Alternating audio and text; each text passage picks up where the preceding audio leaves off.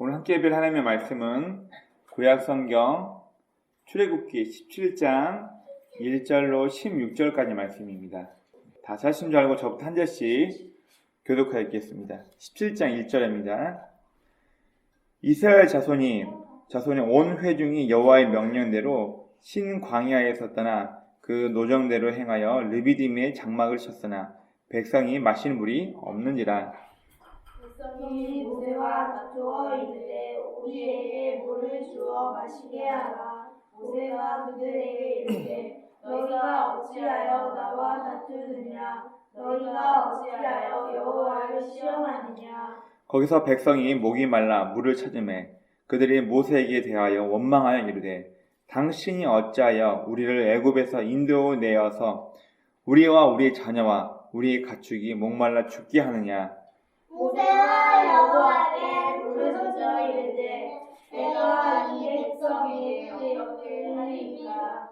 그들이 조금 있으면 내게 돌을 던지겠느니라. 여호와께서 모세에게 이르시되 백성 앞을 지나서 이스라엘 장로들을 데리고 나일강을 치던 내 지팡이를 손에 잡고 가라. 내가 호렙산에 있는 그 반석이 거기서 네 앞에 서이니 너는 그 반석을 치라. 그것에서 물이 나오리니 백성이 마시리라. 모세가 이스라엘 장로들의 목전에서 그대로 행하니라. 그가 그곳 이름을 마사 또는 무리바라 불렀으니 이는 이스라엘 자손이 다투었으며 또는 그들이 여호와를 시험하여 이르기를 여호와께서 우리 중에 계신가 안 계신가 하였음이더라. 그때 아말렉이 와서 이스라엘과 르비딤에서 싸우니라. 모세가 여호수아에게 이르되 우리를 위하여 사람들을 택하여 나가서 아말렉과 싸우라. 내일 내가 하나님의 지팡이를 손에 잡고 산 꼭대기에 서리라. 여호수아가 모세의 말대로 행하여 아말렉과 싸우고 모세와 아론과 푸른 산 꼭대기에 올라가서 모세가 손을 들면 이스라엘이 이기고 손을 내리면 아말렉이 이기더니 모세의 팔이 피곤함에 그의 돌을 가져다가 모세의 아래에 놓아 그가 그 위에 앉게 하고 아론과 훌이 한 사람은 이쪽에서 한 사람은 저쪽에서 모세의 손을 붙들어 올렸더니 그 손이 해가 지도록 내려오지 아니한지라. 여호수아가 칼날로 아말렉과 그 백성을 쳐서 무찌르니라. 여호와께서 모세에게 이르시되 이것을 책에 기록하여 기념하게 하고 여호수아의 귀에 외워 드리라.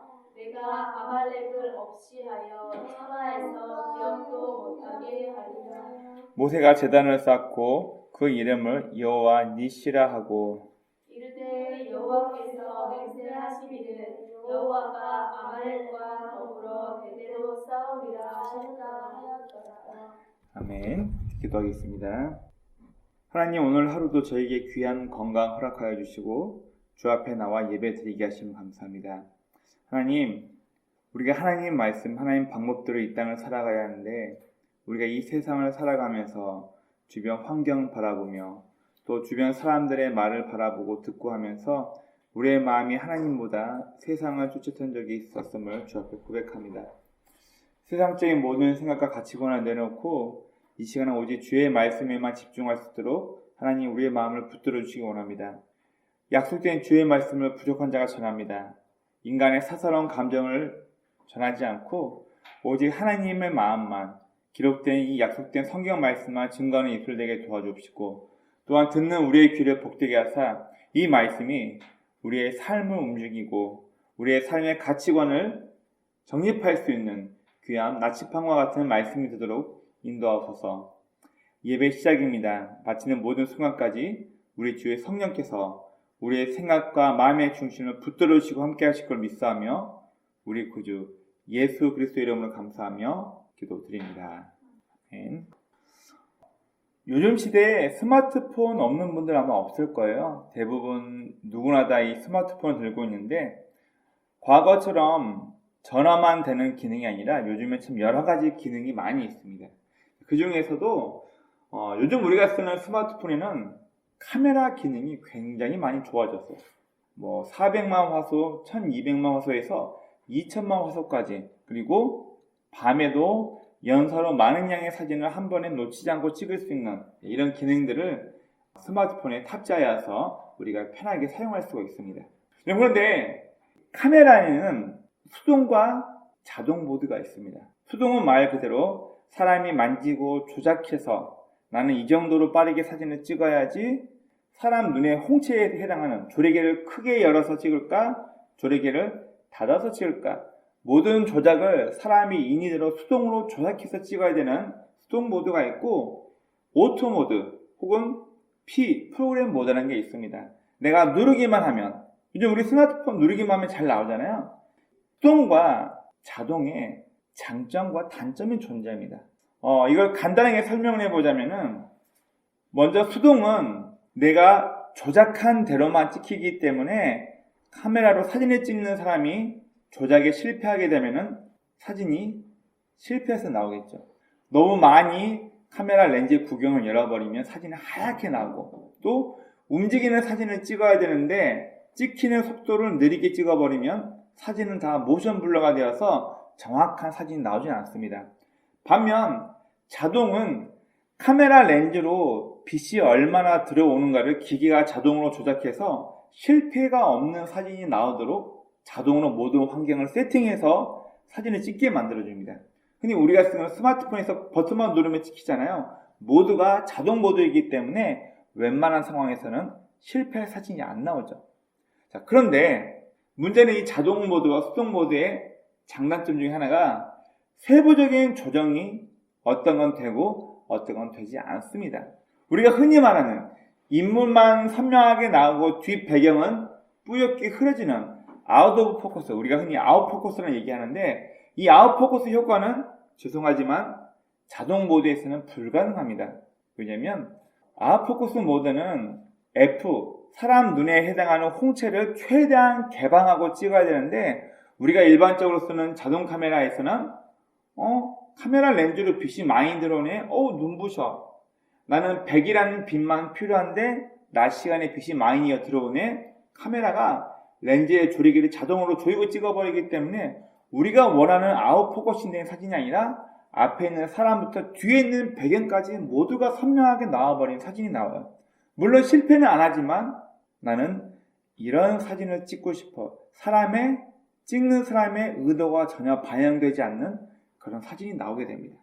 결론부터 간단하게 말씀드리자면, 카메라에서 수동 모드와 자동 모드는 모두 다 필요합니다. 각각의 쓰임새가 다르기 때문에 우리는 카메라에서 수동으로 찍는 방법도 알아야 하고 자동으로 사진을 찍는 방법도 알아야지만 내가 원하는 사진을 촬영할 수 있다는 얘기입니다.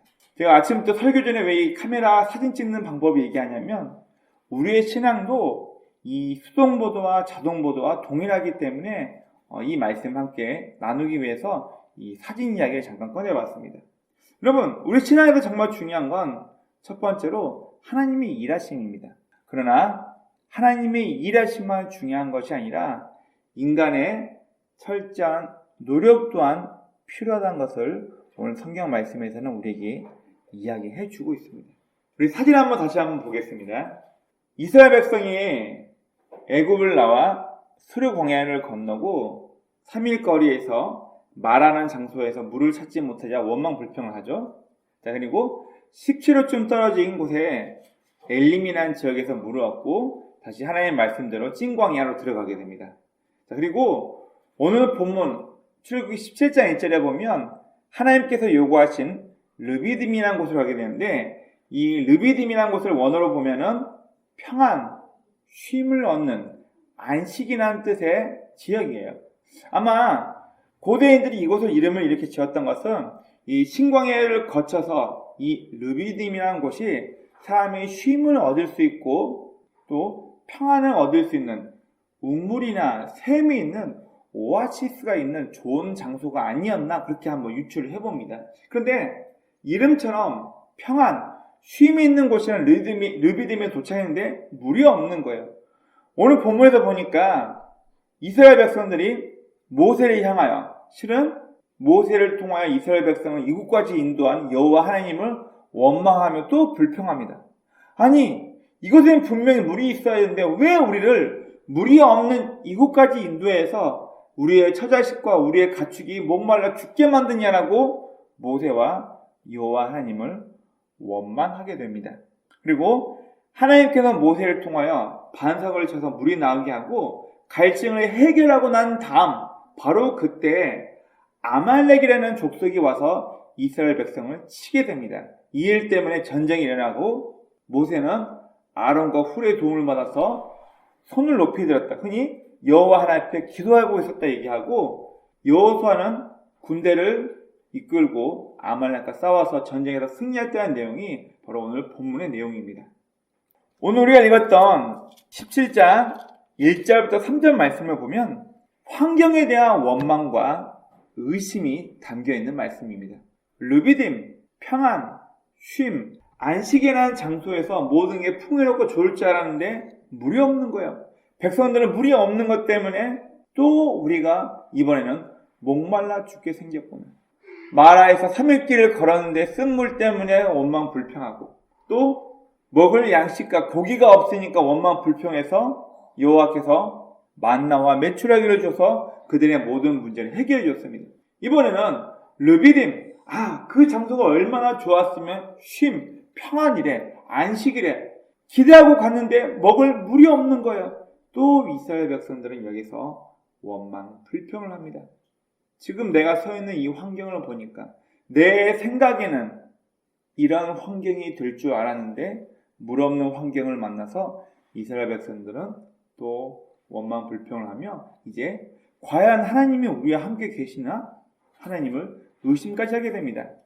4절부터 7절 말씀을 보면 하나님께서 한 반석을 모세를 하여금 치게 해서 이곳에서 물이 나오게 하여서 이들의 문제를 해결해 주십니다. 그리고 이스라엘 백성들이 여호와 하나님을 아직도 믿지 못하고 있는 그들의 불신앙에 대해서 언급을 하고 있습니다. 8절부터 13절 말씀 보면 모세와 아론과 훌은 산 위로 올라가서 손을 높이 들고 여호와 하나님을 향하여 기도하고, 여호수아는 군대를 착출하여서 아말렉과 대신하여 싸우는 부분이 8절부터 13절까지 내용이 나와 있습니다. 기도와 실천이 함께 병행해야 된다는 것에 대해서 이야기해주고 있고, 마지막 14절부터 16절 말씀 보면 기억해야 할 원리, 기도와 실천에 대해서 이야기합니다. 오늘 우리가 읽었던 본문 14절 말씀을 보면 이게 원어 성경을 보니까 굉장히 재밌게 해석이 되어 있어요. 드릴인, 우리 군대 다녀온 남자분들은 유격 때 군인들을 훈련시키는 사람을, 이 교관을 레인저라고 부르고, 해병대에서는 DI라고 부릅니다. 드릴인, 뚫어가지고 집어넣다, 교육시키다, 그런 의미에서 DI라고 부르는데, 사람의 극한이 어디까지인지를 본인이 경험해보고 쓰러지기 직전까지, 정말 토하기 직전까지 사람을 훈련시켜요. 그걸 DI라고 부르는데, 바로 하나님께서는 24절 말씀을 통해서 여호수아가 어쩌면은 모세의 다음 후계자가 될 것을 예상할 수 있는 말씀이 이 14절 말씀인 것 같아요. 뭐라고 말씀하시냐면 여호와께서 모세에게 이르시되 이것을 책에 기록하여 기념하게 하고 여호수아의 귀에 외워 들리라. 이 말이 뭐냐면 여호수아 귀에, 그가 완전히 이 사건을 암송하고 그의 몸에 체득고 될 때까지 그의 귀에다가 계속 얘기하라, 그 얘기예요. 다음 지도자가 될 여호수아가 오늘 이 원망 불평하고 반석을 통해서 물을 마시자마자 아말렉 군인과 싸웠던 이 사건에 대해서 다음 지도자가 될 여호수아가 평생 기억해야 돼. 그가 이스라엘 백성을 이끌고 가나안 땅에 정착하기까지 그가 반드시 갖고 있어야 될 영적인 원리에 대해서 이야기해주고 있는 것입니다. 오늘 우리가 읽었던 이 본문 말씀은 굉장히 중요한 몇 가지를 우리에게 말씀해주고 있습니다.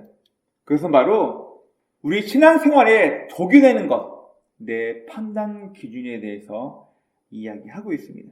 여러분 2절 말씀 한번 보시기 바랍니다.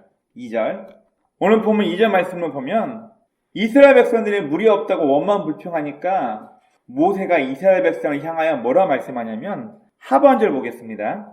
2절 하반절 보면 모세가 그들에게 이르되 너희가 어찌하여 나와 다투느냐? 너희가 어찌하여 여호와를 시험하느냐? 이 시험하다 원 단어를 보니까 증명하다, 확인하다, 평가하다 그런 뜻이에요. 무슨 얘기냐면은 이스라엘 백성들은 지금 홍해바다를 갈랐어요. 그리고 홍해바다 가르기 전에 10가지 재앙을 통해서 이집트에 있던 신들을 완전히 무참하게 짓밟은 그 여호와 하나님이, 그 어마어마한 하나님이 우리 조상들의 하나님, 노예로부터 해방시킨 우리 하나님인데 그 하나님이 지금 우리와 함께 있나? 혹시 그 하나님이 우리를 여기 광야에다 내버리고 가버리지 않았나? 이런 뜻이에요. 즉 2절의 말씀은 여호와를 시험하다 말은 뭐냐면 여호와 하나님이 여기 계신가 스스로 평가하고 판단하다, 증명하다 그런 뜻입니다. 그럼 이후에 또 우리가 모세가 하나님의 명대로 십계명을 받으러 갔을 때 이스라엘 백성이 행한 짓이 뭐였죠? 이집트 사람들에게 받아가지고 온 금을 다 모아가지고 황금 신상을 만들죠. 왜 하필 황금 신상일까요? 모세가 하나님의 명대로 산에 올라가서 십계명을 받는 동안 40일이나 시간이 지나도 모세가 오질 않으니까 모세가 산에 가서 죽었나 보다. 그러면 이제 누가 우리를 인도할 거야? 여호와 하나님은 애굽에서 광야 지금까지 우리를 인도했으니까 그래 이집트에서 나그네의 길을 인도하는 신이 아피스라는 황소신이 있었지 우리가 그 신을 만들자.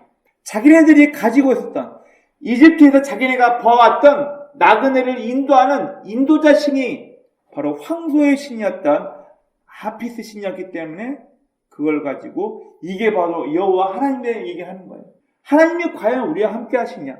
내 환경이 이렇게 좋지 않고 마실 물도 없는데 과연 하나님이 여기 있냐 없냐? 이걸 이스라엘 백성들이 인간적인 눈으로 평가하고 판단하기 시작한 거예요. 우리가 르비딤, 안심, 평안, 쉼이라는 곳에 와 있는데 왜 물이 없지? 과연 지금 이런 환경인데 하나님이 우리와 함께 하시나? 이걸 의심하는 거예요. 즉 인간의 가치관으로 하나님을 평가했다는 이야기예요. 여러분 믿음의 반대말을 가끔 의심이라고 얘기하시는데 여러분 원어 성경을 보면 전혀 다른 뜻입니다. 우리가 잘 알고 있는 야고보서 1장에 보면 의심하지 말라. 의심하는 자는 바람에 밀려 요동하는 바닷물결, 바람에 불려 날아가 버리는 겨와 같다 얘기하는데 원어 성경에 이 헬라어 원어 성경에 의심이라는 단어를 보니까 디아크리노라는 단어를 써요.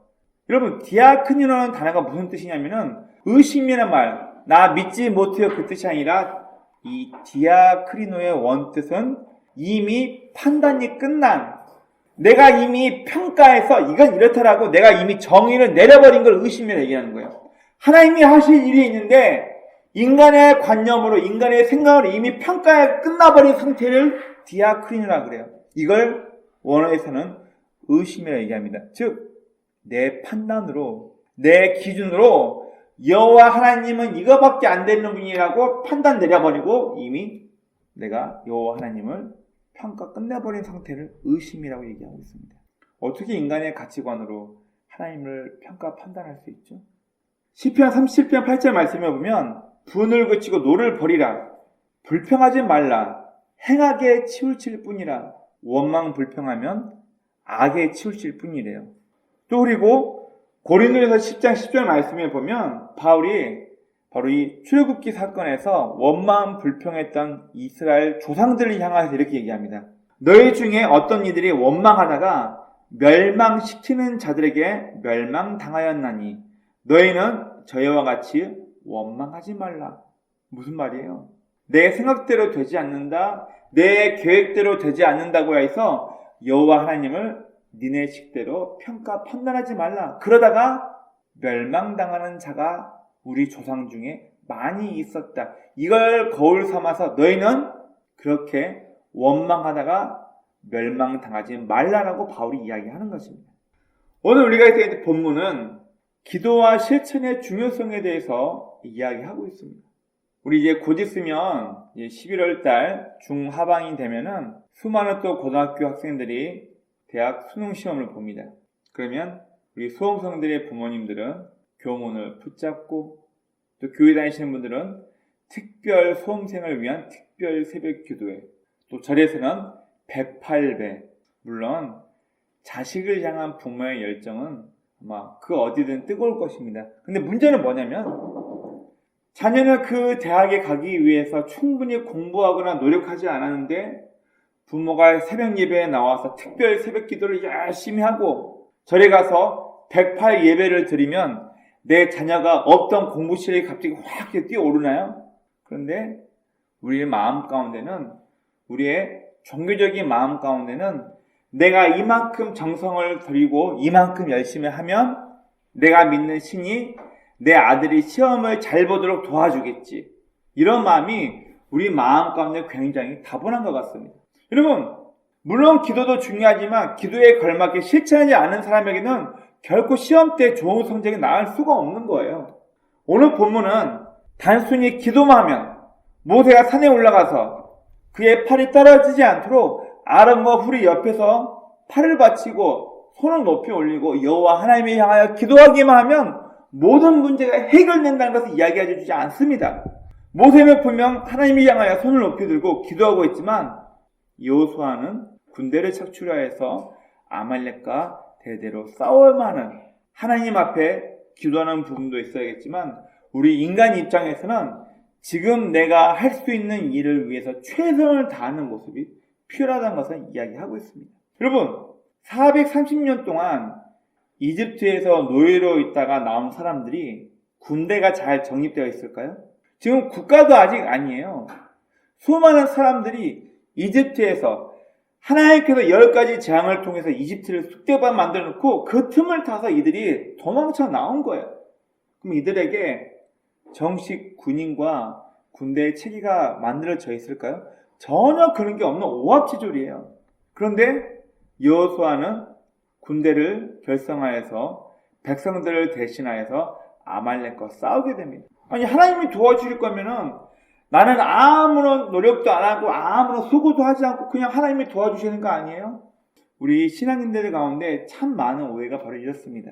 내가 기도만 열심히 하면, 내가 하나님 앞에 나의 정성이, 예배를 통해서 나의 정성이, 또 헌금을 통한 나의 정성이 하나님 앞에 보여지기만 하면 내 모든 문제가 다 해결될 것이라 우리는 많이 생각을 해요. 내 환경과 상관없이 이 물질이, 나에게 필요한 물질을 하나님 앞에 먼저 드린다, 좋은 의도예요. 그러나 중요한 건 내가 내 사업의 성공을 위해서, 내 기울어지는 가정을 세우기 위해서 최선을 다하는 노력이 있어야 되는데 이 노력이 없는 상태에서 빚을 내서 11조와 감성금만 하고 있어요. 이게 과연 건강한 신앙인가? 내가 분명 모세의 기도가 필요했습니다. 그리고 여호수아의 전쟁이 필요했습니다. 하나님의 도움이 분명 필요합니다. 그러나 하나님의 도움도 필요하지만 인간의 최선을 다하는 노력이 함께하지 않으면 아무런 의미가 없다는 것을 우리는 기억해야 합니다. 아무리 우리가 하나님을 위해서 이 멋진 사역을 이루어지기 위해서 많은 것을 계획하고 많은 것을 기도한다 할지라도 내가 행동하고 움직이지 않으면 아무런 의미가 없습니다. 야고보에서 동일하게 말씀하고 있습니다. 행함이 없는 믿음은 그 믿음 자체가 이미 죽은 믿음이라고 성경은 우리에게 이야기해주고 있습니다. 나는 믿음이 있어. 하나님께서 이렇게 행해주실 거야. 도와주실 거야. 말로는 이렇게 하고 내 믿음이 있다고 하면서 내가 행동을 안 해요. 그 믿음이 무슨 의미가 있냐, 그 이야기인 거예요. 오늘 우리가 읽은 이 본문 말씀은 후대에 전해지는 신앙 유산에 대해서 말씀해 주고 있습니다. 아까 소개했던 오늘 본문 14절 말씀을 보면 여호와 하나님께서 모세에게 말씀하십니다. 야, 너는 여호수아에게 야사이라는 책에다 기록해가지고 여호수아의 귀에 못이 박히도록 오늘 이 사건에 대해서 여호수아가 완전히 암송하고 그대로 살아갈 수 있도록 그의 귀에 못이 박히도록 이 글을 계속 읽어줘라, 이렇게 말씀하고 있어요. 물론 우리는 이 성경 내용을 알고 있기 때문에 모세 이후 여호수아가 이스라엘의 지도자가 된다는 것을 알고 있습니다. 그런데 이 오늘 읽었던 본문 말씀만 봐도 왜 하나님께서 수많은 사람 가운데 여호수아라는 한 사람을 지칭하여서 이 사람이 오늘 여호와 하나님께서 도우셨던 아말렉 사건과 무리바 여호와 하나님과 다투면서 반석에서 물이 나고 있는 이 사건에 대해서 그가 귀에 못이 박히도록 이걸 알고 있어야만 한다라고. 이걸 왜 여호수아의 귀에 계속 들려줘야만 한다고 말씀하셨을 거예요. 여호수아가 모세 이후 이스라엘 백성을 인도해야 할 리더이기 때문입니다. 여러분, 우리나라 말에 이런 말이 있습니다. 윗물이 맑아야 아랫물이 맑다. 무엇을 보고 자랐느냐, 어떤 환경에서 살아왔냐가 그 사람의 인생의 가치관을 결정하는 데 있어서 너무나도 중요한 것을 우리에게 말해주는 속담입니다. 우리 젊은이들은 이 말을 싫어할 수도 있습니다. 그 배우자감으로 너무 마음에 들어요. 그러면 반드시 그 사람의 가정 형편이 어떤지, 그 사람의 가정 환경, 그 사람의 부모가 어떤 사람인지 무조건 확인하라고 얘기를 합니다. 여러분, 그런데요, 젊으신 분들은 아니, 내가 원하는 내 상대의 배우자가 될 사람만 나와 잘 맞고 좋으면 됐지 왜 굳이 그 사람의 아버지가 어떤 분인지 어머니가 어떤 분인지 왜 확인해야 돼? 기분 나빠할 수 있는데요. 여러분, 이건 망고의 진리입니다. 결혼한 사람, 그리고 가정을 꾸려본 사람이라면 그 사람이 어떤 환경에서 자랐고 어떤 부모 밑에서 살아왔는지가 얼마나 중요한지를 알고 있기 때문에 결혼 전 그 사람의 가정 환경이 어떤지, 그 사람의 아버지와 어머니가 어떤 사람인지 반드시 알아야만 합니다.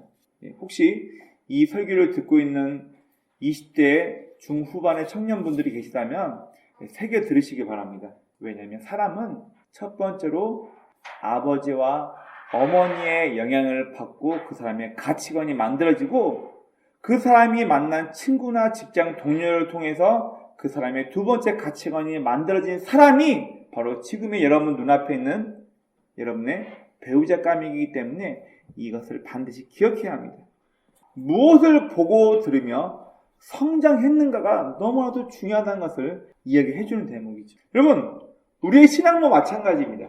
여호수아라는 사람이 잘 준비되어야지만 그가 훗날 모세의 뒤를 이어 리더가 되었을 때 이스라엘 백성들을 하나님의 말씀으로, 하나님의 방법으로 이끌 수가 있는 거예요. 근데 여호수아라는 사람이 리더가 될 사람의 마음 가운데 그의 가치관과 그의 태도가 하나님을 향하여서 신앙으로 그가 잘 준비되지 않았다면 어떻게 수많은 이스라엘 백성들을 믿음의 사람으로 하나님의 백성 이들을 인도할 수 있겠습니까? 가정에서 아버지가 먼저 훌륭한 신앙인으로서 삶의 모범을 보이지 않으면 자녀들은 결단코 좋은 신앙인이 될 수 없습니다. 코로나 시대에 수많은 교회 목회자들과 지도자들이 걱정하는 것들이 바로 이겁니다. 과거에는 코로나가 없을 때는 교회를 통하여서 교회 학교, 여름 성경학교 이런 프로그램을 통해서 부모가 노력하지 않아도 교회에서 우리 아이들을 신앙으로 양육하고 도움을 줘서 신앙인으로 성장할 수 도와줬다면 이래 코로나 시대 이후에는 교회는 그 역할을 할 수가 없어요. 해봤자 유튜브 방송 해놓고 너네 들어와서 이 방송 들으라, 이게 다예요. 결국 부모의 역할이 얼마나 중요한가 다시 한번 과거처럼 부모를 통한 신앙이 얼마나 중요한가에 대해서 우리에게 시사하는 바가 굉장히 큽니다. 이 본문 말씀은 후대에 전해지는 신앙 유산에 대해서 우리에게 말씀해주고 있는 것입니다. 그럼 오늘 본문 말씀 다시 한번 기억해 봅시다. 이스라엘 백성들은 르비딤, 평안, 쉼, 안식이라는 이름이 붙여져 있는 르비딤이라는 이 좋은 장소에서 자기들이 원했던 평안한 삶, 자기들이 쉽게 얻을 수 있는 생명의 양식, 물을 공급받으면서 이 장소에서 우리도 좀 쉼을 얻을 수 있겠구나. 그러나 그곳에 물이 없어서 원망 불평을 하며 아니 하나님이 우리와 함께한다면 이럴 수가 있어? 애굽의 10가지 재앙을 통해서 애굽을 완전히 멸망시키고 홍해바다를 건너게 하셨어. 마라의 쓴물을 단물로 바꾸게 하신 하나님, 먹을 게 없는 광야에서 만나와 메추라기를 우리를 먹여주신 하나님, 아니 우리가 르비딤 좋은 장소까지 왔는데 물이 없어? 과연 하나님이 우리와 함께 계시나?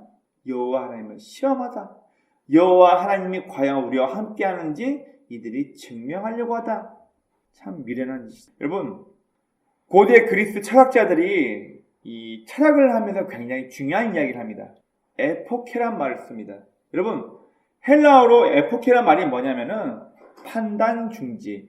네가 알 수 없는 것이라면, 네가 체험하고 경험하여서 알고 있는 데이터가 없다라면은 판단을 정지해라, 중지시켜라, 그 말이에요. 여러분, 이스라엘 백성들은 여호와 하나님이란 분이 우리의 조상 아브라함의 하나님, 이삭의 하나님, 야곱의 하나님이라는 것밖에 몰라요. 이들은 하나님에 대한 경험도 체험이 없어요. 우리가 창세기 12장부터 쭉 보면 하나님께서는 아브라함이라는 사람을 부르시고 아브라함이라는 사람의 인생에 계속 개입하시면서 아들을 주겠다 그의 환경을 통해서, 또 그의 아들 이삭을 제물로 바치라 바치지 말아라, 또 이삭이 되었을 때, 또 그의 아들 야곱이 됐을 때 그들의 삶에 직접 개입하시면서 하나님께서는 족장이었던 이들의 삶을 변화시키고 여호와 하나님의 존재가 어떤 분인지를 각인시켜가면서 족장 한 명 한 명 훈련시켰습니다. 그러나 출애굽기는 이야기가 달라져요. 야곱의 가족들이 요셉을 통하여 애굽으로 내려가서 그곳에 이주하면서 수많은 사람들로 백성들이 불어납니다. 하나님께서 한 사람의 개인의 삶에 개입하신 게 아니라 이번에는 수많은 백성들을 이끌고 가시면서 이들에게 율법, 하나님의 말씀을 통하여서 법을 주시고 이들을 개인 대 개인이 아니라 수많은 백성을 하나님께서 직접 인도하시기 때문에 이들은 하나님에 대해서 지금 알고 있는 게 없어요. 체험이 없어요. 고작 해봐야 우리가 이집트에서 탈출할 수 있도록 10가지 재앙을 내리신 분, 믿을 수 없는 홍해 바다를 건너서 그 바다 가운데로 우리를 건너가게 하신 분, 마라라는 쓴 물에서 나뭇가지 던져가지고 마실 수 있는 물로 바꾸신 분, 우리 조상도 경험하지 못한 만나와 메추라기를 통해서 우리를 먹이시고 우리의 양식을 공급해 주시는 분. 이스라엘 백성들은 지금 여호와 하나님이 어떤 분인지는 아직 명확히 모르고 있는 거예요. 그런데 오늘 본문에서 이스라엘 백성들은 명확히 여호와 하나님이 어떤 분인지 알지 못한 상태에서 자신들이 원하는 환경, 자신들이 바라는 여건이 되지 않으니까 하나님을 자기네 생각과 가치관을 평가하고 판단해버립니다. 오늘 본문 말씀에서 우리가 기억해야 할 건 에포케. 우리가 다 알 수 없다는 것을 인정하고 내가 체험하고 경험하여서 알고 있는 부분이 아니라면 우리는 에포케, 판단 중지해야 합니다. 또한 오늘 본문 말씀에서 우리가 기억해야 할 것은 기도하고 움직이는 것이 참 믿음입니다. 여러분, 제가 종종 이런 비유를 많이 듭니다. 이게 실제로 있었던 이야기예요. 과거에는 교회에서 예배만 드린 것이 아니라 좋은 장소로 소풍을 가서 야유회에서 밖에서 예배드리고 가족끼리 식사도 하고 즐겁게 소풍하는 야유회를 많이 가졌습니다. 자, 그런데 어떤 교회에서 다음날 야외에 가기로 했는데 일기예보를 보니까 소낙비가 온대. 야외가 취소되게 생겼어. 그래서 교인들이 우리 교회에 의미를 있는 야외를 가기로 했는데 날씨에서는 비가 온대. 전교인이 모여서 비가 오지 않고 좋은 날씨를 달라고 열심히 기도합니다. 그리고 다음날 주일 예배가 되었어요. 근데 사람들이 비 오지 않게 달라고 그렇게 기도해놓고 아침에 집에서 나갈 때는 다 우산을 들고 나가니까 그 집에 있던 아이가 물어보는 거예요. 아빠, 엄마, 우리 어제 비 오지 않게 해달라고 기도했는데 왜 엄마 아빠 우산 들고 나가요? 속된 말로 뼈를 때리는 이야기죠. 정말 기도는 그렇게 비가 오지 않게 해달라고 기도해놓고 우산 들고 한다는 얘기는 뭐예요? 이미 내 마음 자체가 기도는 한번 해보고 나는 이미 일기예보에 비가 올 것을 이미 더 믿고 의지하고 우산을 들고 나가는 행위. 말로는 기도했는데 행위로 우산을 지켜갔다는 것은 우리의 믿음이 실천과 전혀 다르다는 것을 이야기해주고 있는 아주 단편적인 이야기입니다. 우리는 어떤가요? 여러분, 우리가 하나님 앞에 우리의 소망, 우리의 소원 이렇게 되기를 원합니다. 바랍니다. 기도를 했는데 내가 그렇게 노력하고 실천하지 않는다? 여러분, 죄송하지만 이것은 제발 믿음이라고 얼버무리지 마세요. 믿음이 아니에요. 내가 하나님 앞에 감사히 이걸 도와달라고 헌금도 하고 예배도 드리고 뭔가 열심히 했어요. 기도 열심히 했어요. 내 삶이 그렇게 따라주지 않으면 여러분 그것은 기도가 아니라는 거예요. 우리 기도의 원뜻과 믿음의 원뜻으로 다시 한번 넘어가 봅시다. 기도, 프로슈케, 프로스, 향하다, 슈케, 마음의 방향. 기도란 원뜻은 마음의 방향을 하나님께로 향하는 뜻이에요. 내 마음의 방향이 하나님께로 향하고 있는데 내 삶이 안 따라간다? 그건 기도한 게 아니에요. 믿음, 우리 히브리서 11장 1절 2절 다 외우고 다닐 정도로 믿음은 바라는 것들을 실상에 보지 못하는 것들의 증거니. 왜 믿음이 바라는 것들의 실상이요 보지 못하는 것들의 증거를 얘기하나요? 단순히 믿습니다 하면 그게 믿음이에요? 내 생각이 무조건 여호와 하나님은 복권 당첨하게 해주실 거야 의심 안 하고 믿기만 그게 다 이루어지는 거예요? 여러분 그걸 믿음이라고 말하고 있지 않습니다. 원어대로 얘기해보면은 믿음이란 것은 피스티스, 삶의 목적을 아는 것, 충성할 이유를 아는 것이 원어 뜻이에요. 그러면 이 히브리서 11장 1절 2절 말씀을 다시 한번 해석해보면 내 삶의 이유가 명확한 사람은 미래에 그 삶이 이루어진다는 거예요. 믿음은 왜 바라는 것들 실상인 거예요. 내 삶의 목적이 있으니까 언젠가 내 삶의 목적 때문에 내 삶의 미래가 이루어진다 그걸 얘기하는 거예요. 내 삶의 목적대로 내 삶이 이끌어간다는 걸 이야기하고 있다는 그 얘기입니다. 우리는 믿음 있고 기도한다고 말씀하면서 내 삶으로 인간적인 노력이 없다면 우리의 기도와 믿음은 전부 다 거짓임을 기억해야 합니다. 반드시 기도와 실천이 함께 병행되어야지만 우리의 기도와 믿음이 온전해진다는 것을 반드시 기억하는 저 여러분이 되시길 주의 이름으로 축원합니다. 그리고 여러분, 우리 신앙인들은 여러 가지 모양으로 반드시 하나님의 도우심을 체험해야 합니다. 하나님의 도우심을 체험하지 못하는 사람에게는 의심이 생겨요. 로마서의 말씀에 보면 고기 먹는 문제 때문에 교인들 가운데 말썽이 생깁니다. 여러분 지금처럼 먹을 용도로 소, 양, 돼지를 잡아 이게 아니라 성경 당시에 도축한 고기는 오로지 신 앞에 드리는 제물로만 나왔어요. 지금처럼 생활이 윤택해지고 사람들이 먹을 수 있는 소, 돼지 이런 육류를 먹기 위해서 키운 게 아니라 그 양이 작았기 때문에 오로지 신전의 제물로 바치기 위해서 소나 양이나 돼지를 잡았고 신전에 들어갔다가 제사를 드리고 시장으로 나오는 유통 과정을 통해서만 고기를 먹을 수 있었기 때문에 이 당시에 나오는 모든 고기는 그리스 로마에 나오는 제우스, 포세이돈 이런 신들에게 신전을 거쳐서 제사가 하고 이 경로를 통해서 시장으로 나온 게 사람들이 먹을 수 있는 고기가 바로 그 고기들이에요. 이 로마서 말씀을 보면 믿음이 있는 사람은 이게 뭐 대수냐?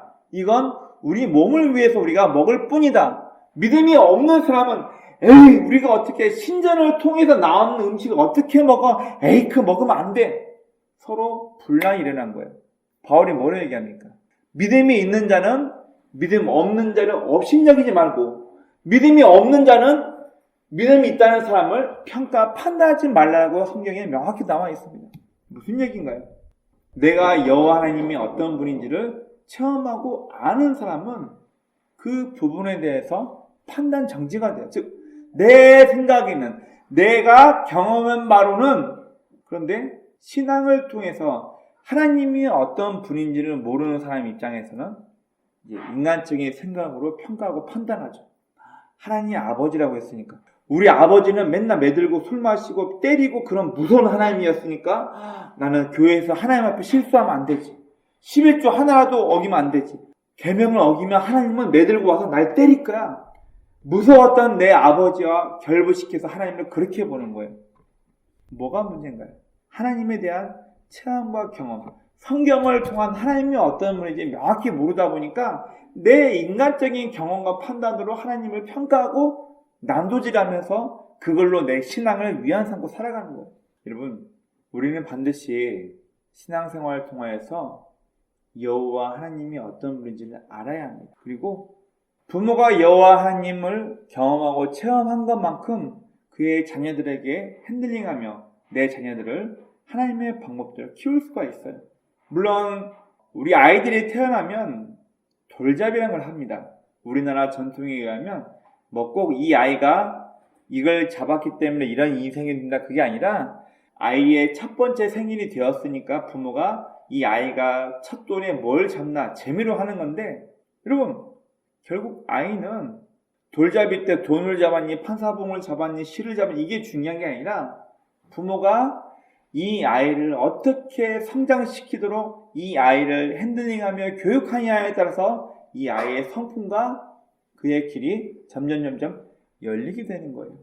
우리 한국교회에서 가장 큰 문제점 중에 하나, 믿음은 없는데 신앙생활을 잘하는 것처럼 보이고 싶어서 우리 부모들이 가장 많이 한 실수가 뭐냐면 하나님 이번 제 사업을 성공시켜 주시면 제 자식을 주의 종으로 드리겠습니다.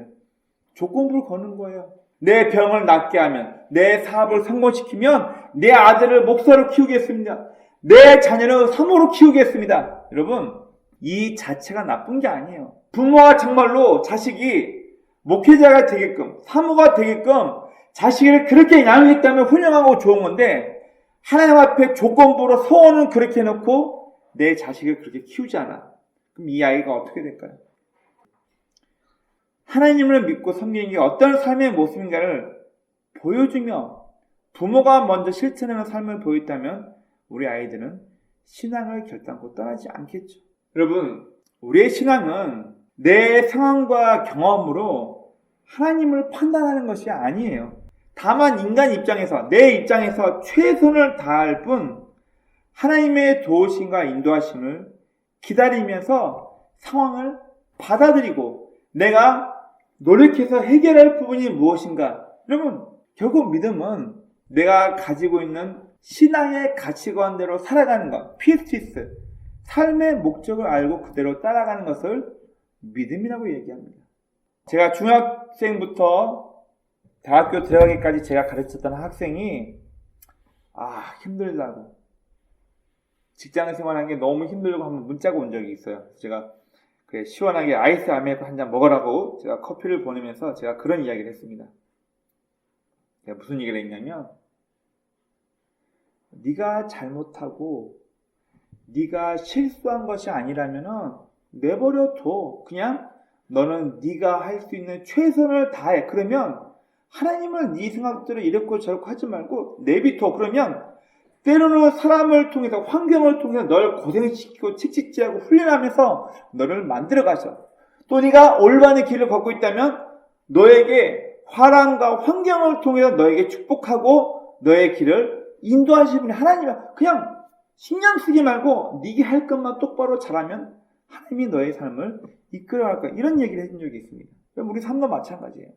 우리의 생각으로 애폭해 내 가치관으로 여호와 하나님을 이렇고 저렇고 판단하지 마시고 내 삶에서 내가 할 수 있는 최선을 다하여 노력하고 살아갈 때 하나님은 때로는 우리가 잘못된 부분이 있다면 어려움과 역경을 통해서 우리를 훈련시키실 거고 우리가 올바른 길로 가고 있다면 충분하게 우리를 보상하면서 우리의 길을 인도하신다는 것을 여러분 의심하지 마세요. 이것 또한 나를 훈련시키시고 이것 또한 나와 함께 하시는 하나님의 방법이라는 것을 의심하지 마시고 내가 하나님의 방법대로 내 생각대로 여호와 하나님 이렇게 하실 것 내 생각에는 하나님이 이렇게 하기를 원합니다라고 하지 마시고 애폭해 판단 중지하시고 내가 할 수 있는 최선을 다하면서 나를 인도하시고 다듬어 가실 하나님을 기대하시기 바랍니다. 이렇게 하나님의 도우심과 인도하심을 기다리며 받아들이는 것 여러분 이렇게 살아가는 것 성경 말씀대로 믿고 이렇게 살아가는 것이 결국 우리의 믿음이라고 말할 수 있는 것입니다. 원하옵기는 이 오늘 우리가 함께 읽었던 이 본문 말씀을 잘 기억해 봅시다. 내 생각에는 르비딤이라는 지역의 이름에 맞게 풍성해야 될 환경인데 내 환경, 내 생각과 다르게 무리 없는 환경 때문에 여호와 하나님을 평가하고 판단하며 원망 불평했던 이스라엘 백성처럼 되지 마세요. 모세가 하나님을 향하여 손들고 기도한 걸로 끝내지 마시고 반드시 여호수아가 군대를 이끌어서 나가 싸워야 됐던 것처럼 우리의 신앙은 기도와 실천이 반드시 병행되어야 함을 우리는 기억합시다. 그리고 반드시 체험되어야 될 하나님의 도우심 후대에 우리의 믿음이 그대로 전해질 수 있도록 먼저 본을 보일 수 있는 복된 저희의 삶이 되길 주의 이름으로 축원합니다. 아멘.